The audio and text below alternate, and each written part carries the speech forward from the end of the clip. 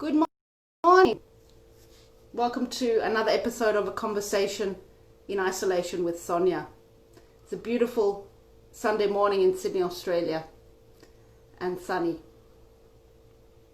I'm now about to invite a friend of mine in the States, Simon, who I haven't seen for a long time, but I'm very excited to greet him today and welcome him to our next episode of Conversation in Isolation. Okay. Yeah.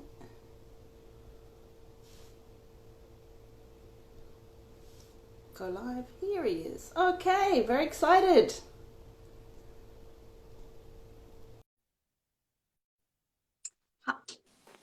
Hey, Hey, Simon. how you doing? I'm good, thanks. How are you? I'm doing really well. That was pretty easy. Yeah, it is. I was just checking the connection and I had some issues with the live, but I think I should be okay now. You can see me well? I can see you. You can see me, right? Yep, absolutely. Great. It's good to see you after so long. It's been years, hasn't it? I was starting to think, when was the last time? And was that was it DC? It was, I think it was in 2011 or 12. I think it was. That's crazy. Wow. But I think been a long time. Facebook and Instagram and all these kind of keep everyone connected, even if all of our friends are all over the world. That's true. That's true. Well, it's good to see you. We had a great time in Washington. It was a summer holiday. It was lovely. You wouldn't recognize it right now, but we can get into that later. No, that's fine. So Simon is a friend of mine who's in. You are close to Washington at the moment, aren't you? I am in West Virginia, which is about 2 hours outside of Washington, D.C. Lovely. Mainly I'm based in Washington, D.C., but since March, we've been out here at a cabin. Fantastic. And what time is it over there at the moment? It is 8:37 p.m. Eastern time, and it's wine time here. You're probably having a nice cup of tea. Cup of coffee. Cup of coffee. I just treated myself to a donut this morning, which was a bit cheeky, but Yeah, very well. why not? What are you drinking? This is a Vinho Verde rosé because it's summer here, and it's okay to drink rosés in the summer. It's about lovely 77 degrees Fahrenheit, 24 Celsius, I guess, to you. And pretty mellow right now, actually. Summers here can be brutal, but it's been nice. That's good. It's good. Not too hot. That's fantastic. Yeah. Okay, well, welcome everyone joining us on Instagram, and I'd also like to remind you that this episode will be available on YouTube and Spotify following this live Instagram. Very excited to be back after a couple of months. I think I've had a pretty long break, but I'm back. So let's start. Simon, would you like to tell us a little bit about your story? Who are you? Who am I? I'm a bit of a hard one to nail down. I was born in London, but my family immigrated to Boston when I was a kid. And I have since lived in Canada, United States, Italy, France, England, Scotland, Germany. Not a military family at all, but just always wanting to move on to the next place. But I've slowed down a little bit. So my family, my mom and dad are both in the west coast of the United States, and I'm on the east coast, so 3,600 miles away. So I don't see them very often. But can imagine. And Simon and I are old friends. We met in Italy. Can't even remember when, but many years ago. I started thinking about that too. And I was like, maybe 20 years or 18 years? I don't know. Could it be that? It could be, huh? Yeah, because I was very little, I think. Well, you were in uni, I think, when I met you. Because you were living, that's right. You were living on Via Reggio at the apartment. And that's it. That's where I met you. And so I think you're uni, so maybe it's only 10 years. Okay, thanks. That's very kind of you. Uni days do feel quite a long time ago. I mean, life seems to be flying a lot Well, lately, especially.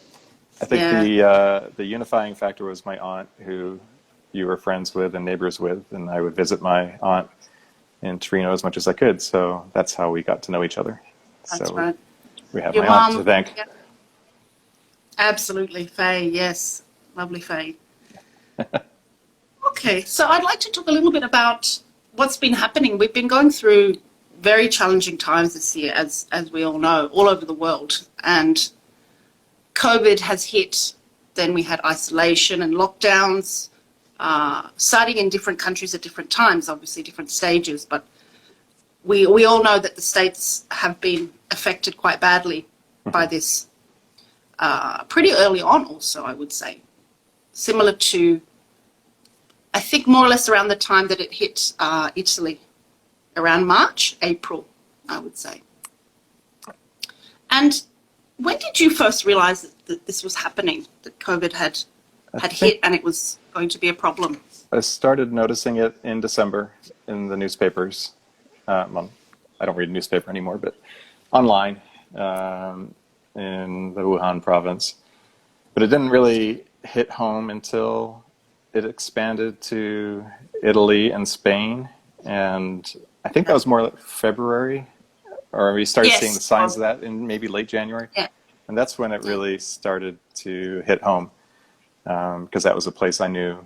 And then you actually saw it leap over borders. And that's when we knew that life was never going to be the same.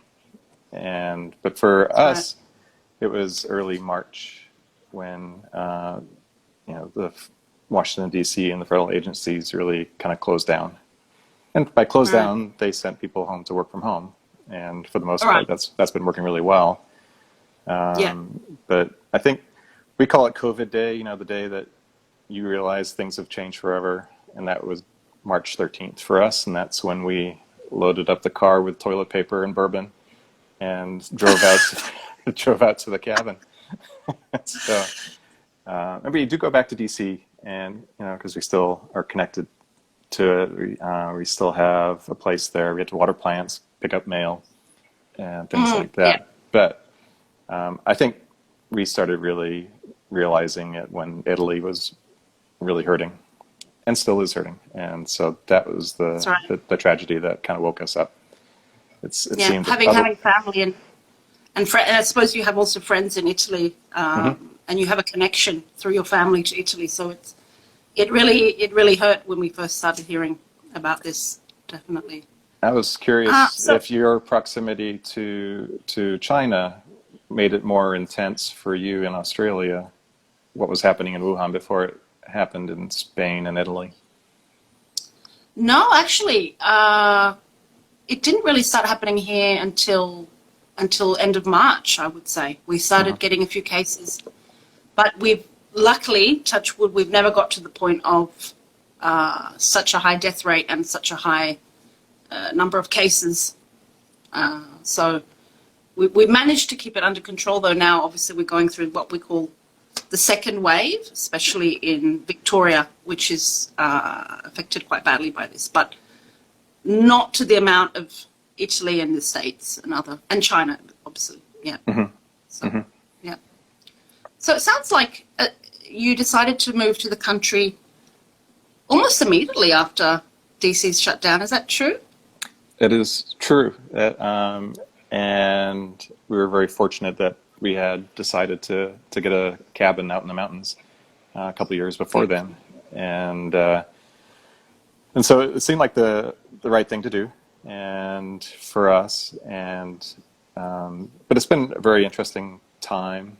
I think there's a stress between the rural population and the city population, because a lot of people have weekend homes out. We're within 2 hours of DC, so it's really quite easy. And there are a lot of what we call weekenders who are out here, and you have that stress of people who live here full time, and they see all of these people coming in March from the cities who normally are only here on the weekends are now here full time, and that was difficult to navigate. only for, we wanted to do the right thing. We didn't want to burden their health systems out here. Even though we pay taxes for emergency service, we pay taxes for their healthcare out here. But we know that they could not handle a whole bunch of weekenders inundating their hospitals at once. So if we ever felt poorly, we would go straight back to our healthcare providers in DC. We wouldn't burden out here. And we keep shopping to a minimum. Only one of us ever goes into a store. We do most of our shopping in DC. We're closer to DC than out here, just to. That was all the beginning. That was, there's a lot of tension between the local residents, full-time residents, but that's kind of minimized a bit now that everyone's used to coexisting. Okay. It would have probably felt like an invasion, I would say. They would have had some kind of resentment, as you were mentioning, or feeling of tension and fear of getting sick as well, probably. Yeah, and I think the change has happened once we started to realize that, or our current thinking is that it's big groups of people. It's college parties, it's political rallies, it's people at the beach. It's not weekenders going to their cabin on the mountain. And so once that kind of clicked, I think some of the tension went away. But that's good. But it's still there. And in fact, we had an incident at the only restaurant down the valley last night where a weekender started yelling at some locals for entering the restaurant without masks on. And and these are, to their credit, the locals just kind of, they weathered the insults. They didn't react. That's good. And it felt like, apparently I wasn't there, it felt like it could blow up into a big fight. And the weekender has been banned from that restaurant for insulting other restaurant owners. Yes, they should have been wearing masks. It's state law in West Virginia. But really know your audience, I think. Choose your battles. Don't get banned from restaurants for screaming at people and insulting people who live there. And they might, if you're really worried about transmission, you probably shouldn't be going to a restaurant off a highway in rural America right now. And so I would probably stay away, which is, the answer to that one. Yeah. So I think, other places like Scotland also had that. I think in the Highlands, the residents of the Highlands, once all the city folk were going back to their summer homes in the Highlands. I think so. I think there was the same stress about, we don't have the healthcare infrastructure to really support any outbreak up here. Go back home, But, exactly. Yeah. But I think, and I think that's a valid concern. But I think we've tried really hard to mitigate any potential transmission or anything like that.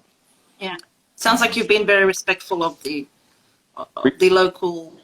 We try to be. The locals. The locals. So it's always the town and country conflict. And we see it here, but for the most part, West Virginia is interesting, and this part of West Virginia, the economy is really held up by the weekenders, and so there's that kind of begrudging, this is our economy. Yes, we're worried about all these city folk coming here, bringing their germs, but it turns out that's not the case. That it's really churches and political rallies and things like that are transmitting. Right. Right. Absolutely. And so it's all very interesting, and I appreciate you reaching out to me, because I had to kind of start thinking about what COVID has really meant to me since it happened. So.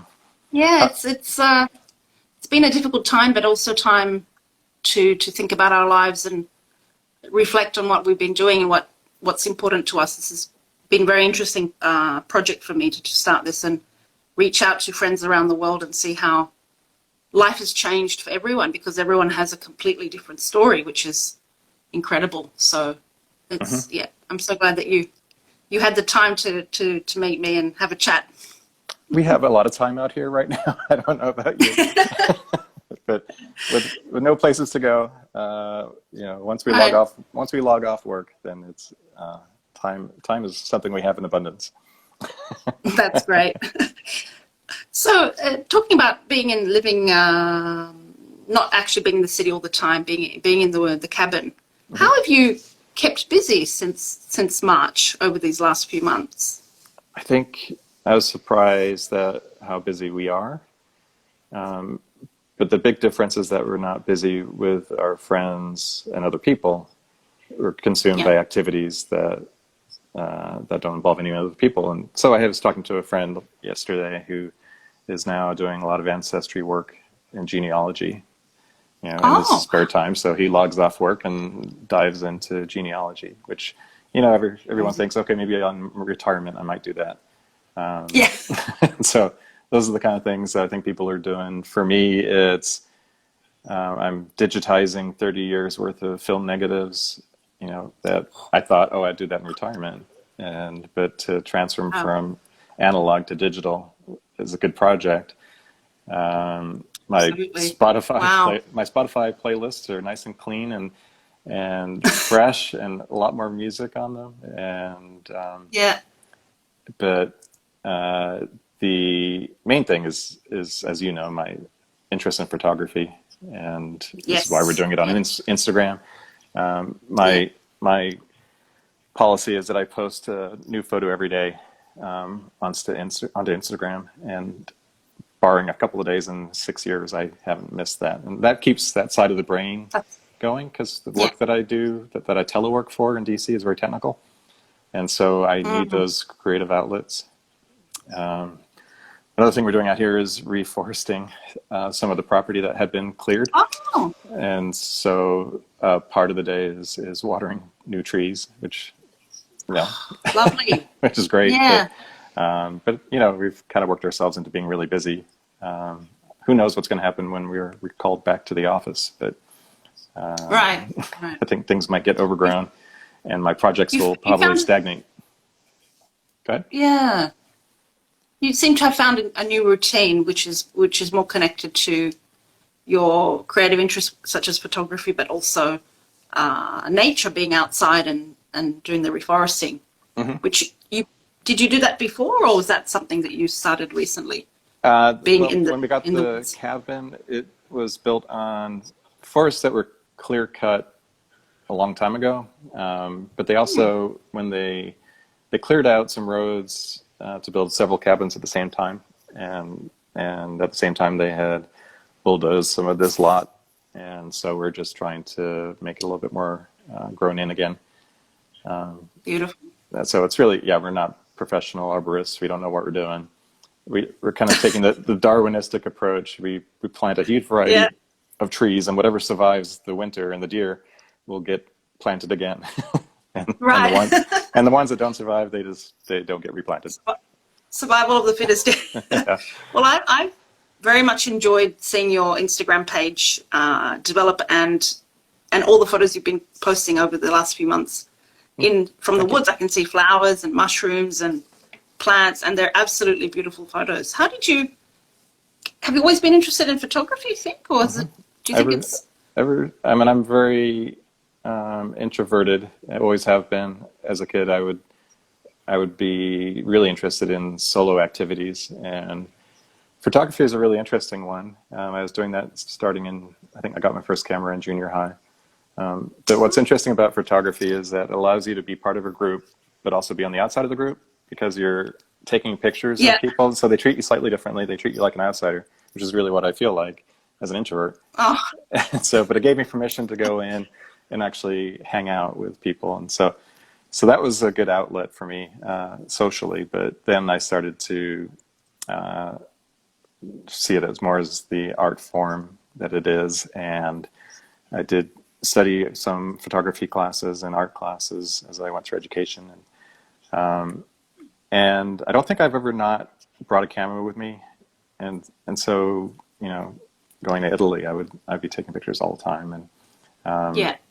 And I think the big transition was going to an iPhone, where you have a camera all the time. You have a smartphone. Right. I don't want to plug any brands, but if you have a smartphone, then you're armed with a camera. And that's all my photography on Instagram is through a smartphone. It's not, there's no digital single lens reflex or anything like that. It's all iPhone, and iPhone. it's and Oh, they're it's and they're amazing all shots, yeah. and they're never really set up. They're just I'm walking down the street and I do a quick take and I go, oh, that's really great. The way that sun is hitting Yeah. that spider web, and then I work on that for a little bit, and then I walk on. And Yeah. that's really how I do it. I mix it up with, we try to explore some old towns around Virginia and West Virginia, and so I have a lot of Right. details of buildings, and I'm focused more. And I think if you look at my page, it's all about color. And That's what I was going to say. Yes, Simon's page, which is Santi 1916, by the way, for all our listeners. His details are impressive, and special use of color. You managed to capture colors in a beautiful way, and I always appreciate them, well, especially thank you. blues and greens, and those are my favorite. And it's funny. colors. I sometimes punch up the colors, but I don't feel guilty about doing that because that's how I see them. I'm trying to adjust it to how I saw it when I was walking, and so sometimes Right. the iPhone doesn't quite meet what I see in my head. And so sometimes I look back at them and wow, that's really intense, but that's really how I saw it because I'm trying to clean them up and crop them as I get home, and beautiful. and so I don't forget them.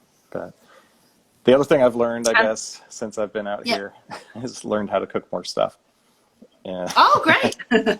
and part of that is because we have a farm down the valley that drops off a box every Saturday of produce and eggs, and so I spend a lot of time learning how to cook weird greens that I hadn't ever cooked before, and Oh, okay. Wow. so like dinner tonight was polenta, and it was leeks and cannellini beans and pesto made from radish greens, and Wow. Sounds so delicious and healthy as well. and I Just imagine it. and it's awesome. But I think the underlying thing is that you're through COVID kind of learned to really focus on where things come from, and focus on ingredients, focus on what is grown nearby, focus on supplies like which stores have disinfectant, toilet paper, blah blah blah, and Absolutely. Where to get masks. So you're a lot more focused on supply chain. And then when you're in the country, you're really focused on where you can help out by buying from the farm down the street, or the dirt road, as the case may be, and buying from the local butcher, and buying, it's been really amazing in that way too. So not only have I learned how to cook better, I've learned really more about where food comes from. And that's been really good. We've been paying more attention to our local businesses, we could say our local producers, because we realize that we need to help them out as well, small businesses that are around us, and we might not have paid attention to them that much before. Just go to the supermarket, buy food there, but locally produced food is the best, definitely. And I think it was taken for granted before, and when things started disappearing from the shelves, then you started to think much differently about everything.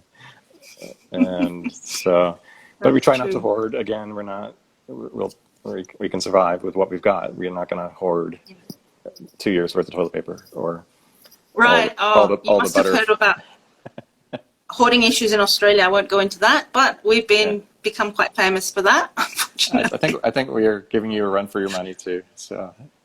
Oh yeah. Okay. Yeah, hoarding is this very negative side of things. I think people get very anxious and they think they need all this stock, but no, we don't. Absolutely. So Simon, would you say that your attitude towards isolation has changed since the beginning? Your feelings towards this change of lifestyle, or have you always been quite positive about it? Obviously. Well, as an introvert, I'm positive about it. To have the Centers for Disease Control to say, stay away from other people, I'm like, sure, okay, that's fine. Yeah. But, and that's my surface quick response, but I think everyone is hungering for more human contact, and I think people do get frustrated with the isolation. I think people know that they need to do the right thing. But at the same time, World Health Organization said yesterday that this might disappear in the next 2 years. You know, it's like Oh, we might be living in this situation for 2 years, and humans are not built to be totally isolated. Speaking as a no, human, I would that's say right. I would say that the isolation is not good, and I think all of us have to try to find that balance of being really safe, Yeah. not transmitting anything to any other people, but try to figure out how you can connect. Video is fantastic, but Yes. it's what we really live for are when friends come over from the neighborhood and they sit at one Yes. end of the covered porch. We sit at the other end and have a happy hour, and that's Oh, that's it. great. And that we'll do that. And when we're in DC, we might sit outside the building in our pavilion, is what we call it, and hang out with neighbors at a distance. You know, Oh, and okay. so you have to, and you know, we will have people over for dinner who have also been up here since March, and they will sit at one end of the table, and we will sit at the very other end of the table. We'll disinfect the Right. bathroom upstairs. We will, you know, everything will be scrubbed down before they get here. Take as many precautions as we can, but we think that that human interaction is not something we can just give up forever. No, And so it's trying definitely. to figure out that balance. I don't really subscribe to the social bubble as much because, you know, with the social bubble, with a Venn diagram, you've got all your other bubbles that might contaminate all these other bubbles. Yeah. And so they won't, I think if everyone is, so I think the social bubble kind of gives people free reign to give up being safe. And I think Right. Yes. Yeah. if you still are social, but try to practice what you can as far as being safe. Yeah. Distancing, definitely. Even if you see a friend or family member or whatever, but you just try and maintain those distances and yeah, not go to parties and all of that kind of thing that But people you are can forget. It's doing like at the moment. I met a new neighbor the other day in passing, and I reached out my hand automatically. And Yes. he kind of Yeah. recoiled and did this. And I'm like, oh, shoot, I'm so sorry. I Yeah. totally was not thinking about it. And so everyone, I'm Yeah. sure, does that. And we shouldn't beat It's ourselves automatic. up You about just it. Yeah, yeah. You reach for a hug or just take someone's hand, and then you think, oh, hang on a minute. yeah. I shouldn't be doing this. So it is quite difficult because we're used to that interaction, that connection, that, even the physical connection, which we've had to readjust. So it hasn't been easy, I would say, definitely. And Yeah. for your career too, with your interactions with people going from in person to totally online, that must have been pretty jarring. So, Yeah, so I've been working online since March, so it's now been 6 months more or less, and that's changed everything because teaching students, you're used to this interaction in person, and now it's all being virtual. It's very hard to connect, but we're looking at ways of doing that and trying to keep how students much? upbeat as well. Sorry to cut you off, but I was thinking about this Yes. earlier. How much of your teaching English is successful by body language? I mean, when people are there signals that students send to each other as they're talking? Is what is missing from doing everything online? Is it Well, are it's there it's body body language cues as or well. what's that? Yeah, it's body language as well, and also seeing the cues that they send that show me that they've understood or not. That's sometimes I don't quite catch them or I don't quite see them, and Hmm. so it's hard to follow that. Hmm. Yeah, Yeah. yeah. My But I work. think we're Go ahead. Go sorry, ahead. yeah. My work, I think, lends itself to being online a lot better. It's all numbers, so Ah, okay. Much easier yeah. dealing with numbers, but as well, people are going through so many emotions, so that also has an effect on studying and living in Australia. All these students are in Australia, so they're far from their families, so they're going Hmm. through a lot of negative emotions, which have an impact on their studies as well. So we're trying to deal with that all the time. Hmm. Yeah, yeah, yeah. Do you think, Simon, that this period, COVID isolation, has changed our way of thinking, our mindsets, and has helped a lot of us to slow down in a way and focus on really what's important to us.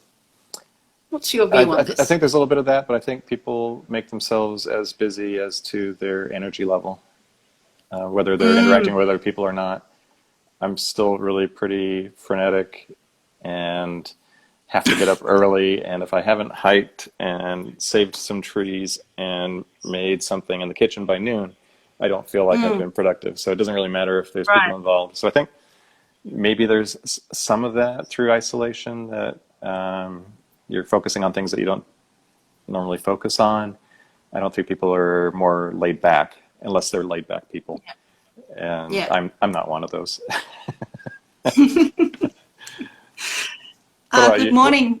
We have some people joining us. Welcome to our episode. Hard Desk, I think.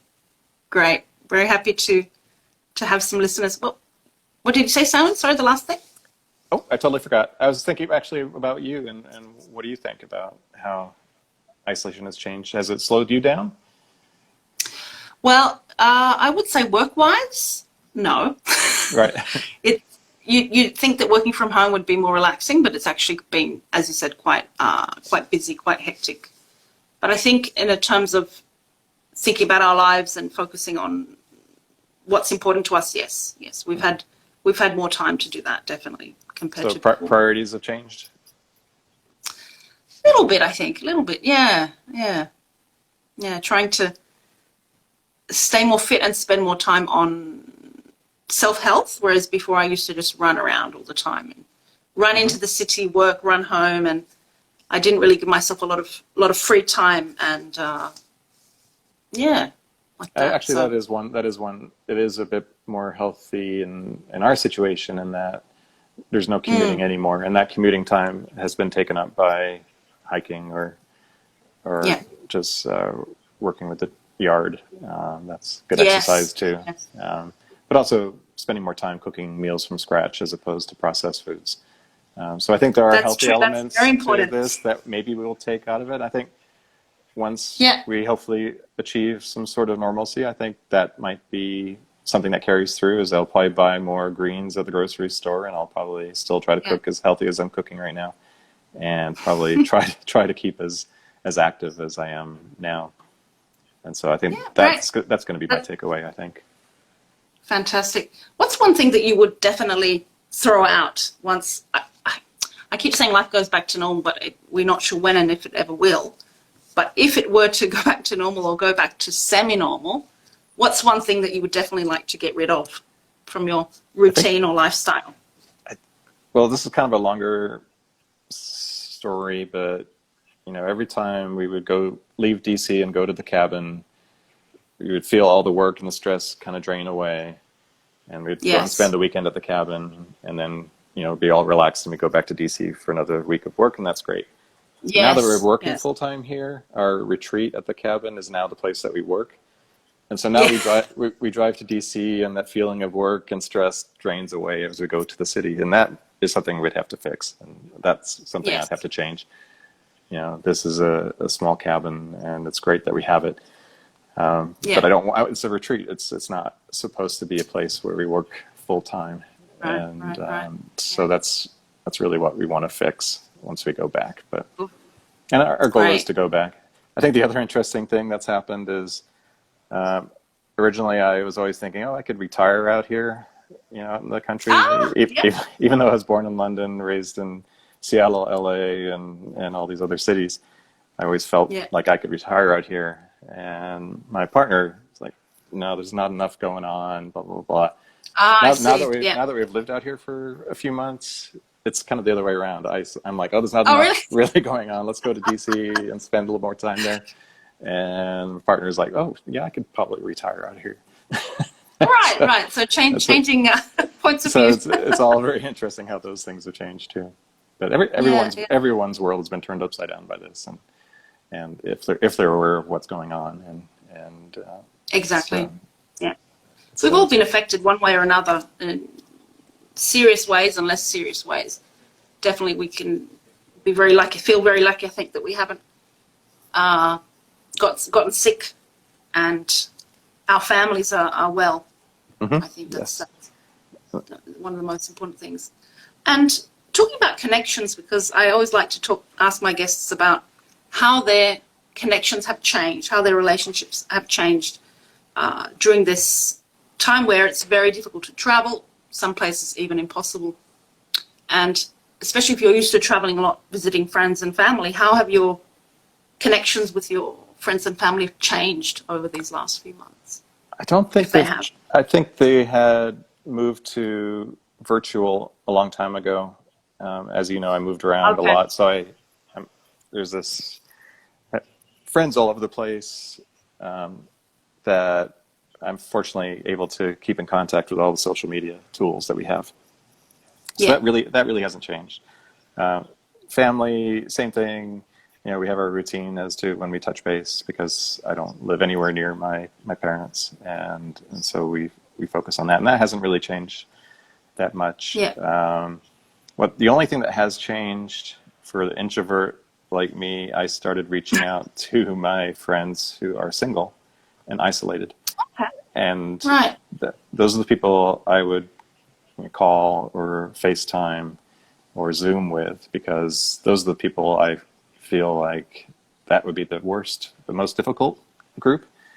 As much support as they have, they can't see that support. And that's the thing I've continued to do.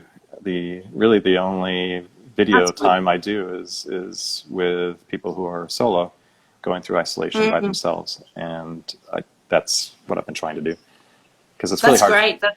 That must be so hard. I hate making phone calls. I hate reaching out. I hate video. I hate teleworking and video conferences. But I forced myself to reach out to the solo friends and make sure that they. That's fantastic. I'm sure they appreciate that. Yes, I can't imagine living through this by myself. It would be very hard. I think. Really, and to be able to be safe. I think. Safe as well, exactly. I think your desire is to be able to interact with other people, and that would get so strong, I would imagine, that you would probably be risking some things just to be social. Exactly. Yeah. It's normal. We want to see our friends. We want to connect with our families, but it's just so very hard to socialize at the moment. Absolutely. Fantastic. And what kind of message, Simon, would you give friends and listeners during this time? What is your takeaway from this isolation life? I think it was, I hinted about it earlier. It's like, wear a mask, be safe, but this is going to be with us for a long time. And so figure out that comfort level of interacting with your friends and neighbors. You have to be able to do that to maintain your humanity. And so, but there are ways to do that safely, and just encourage people to do that. And that's, and so that's really the only message I have.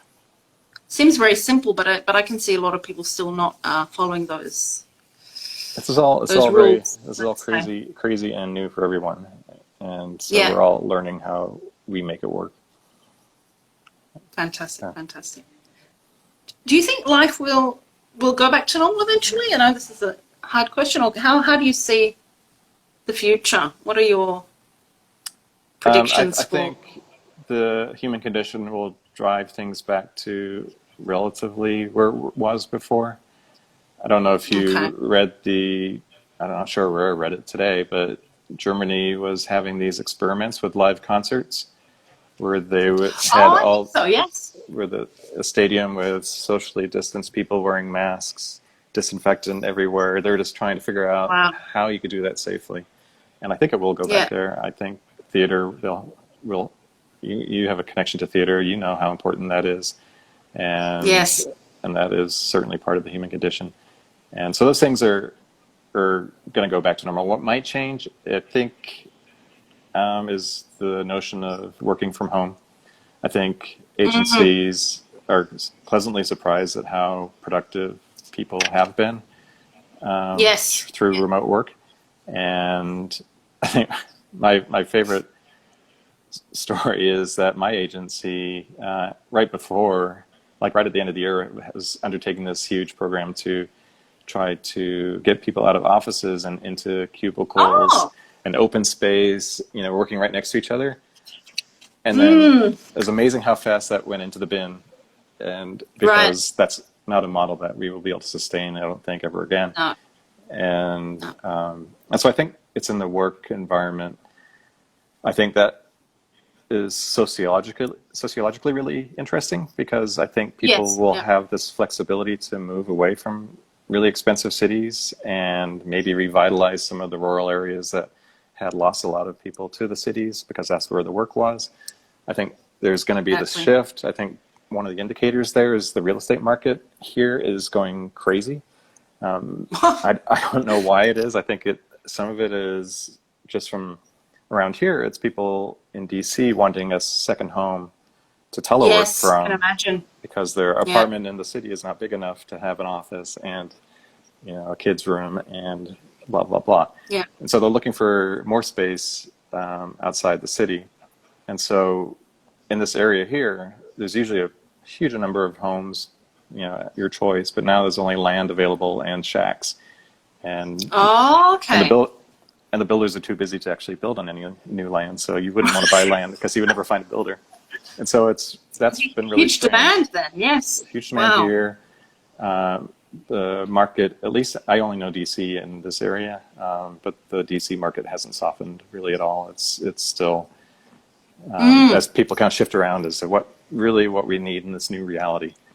And the interest rates are really low right now to try to save the economy from totally tanking. And so I think there's a lot of people taking advantage of that and looking at different real estate options. So that's been really fascinating. I think that's going to have the biggest ramifications, is where people live and how they can remotely cities work. Will be changing. Yeah, cities will be changing, not what they used to be anymore. And I think this working from home, as long as you have a good Wi-Fi connection, you can work from home. You have that possibility. You could be anywhere, really. So yeah, the funny thing is that we have fiber optic out here, but we only have phone line internet in DC. So it's already a little bit different in that the connections are better here out in the country. Amazing. Yes, the typical office has already changed and will change, and hopefully there'll be a little bit more flexibility in terms of our workplace, where we can work and where we can, and hours probably as well. You know, you never know with hours. I think there's going to be a big shift. I've seen it already. Definitely. Yeah. Definitely. Well, this has been lovely, Simon, connecting with you in Virginia. I would love to West be Virginia. there. West Virginia, yeah. Sorry.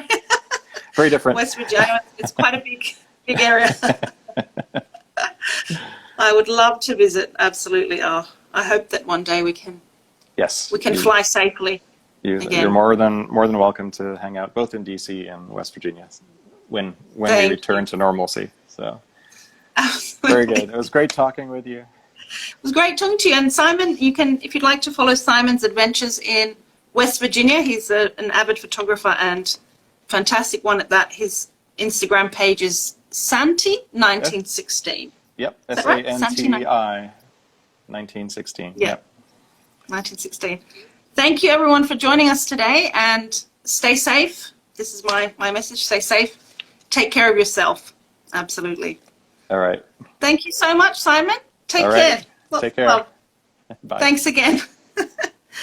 Bye. Thank you. Thank you.